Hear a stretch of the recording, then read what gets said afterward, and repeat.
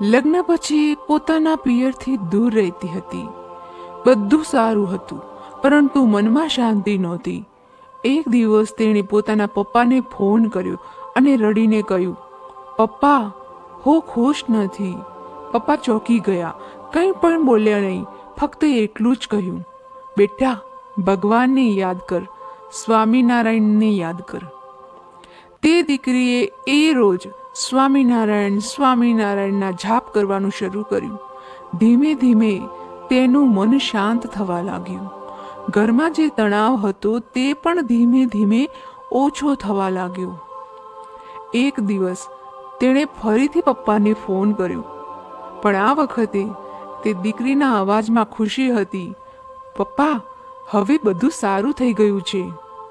પિતા બોલ્યા, બેટા, સમસ્યા બહાર નહોતી, મનમાં હતી, અને ભગવાનના નામે મન બદલી નાખ્યું.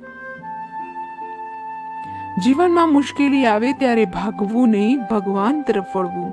સ્વામિનારાયણના નામમાં એટલી શક્તિ છે કે તૂટેલા મનને પણ જોડે છે. જય સ્વામિનારાયણ.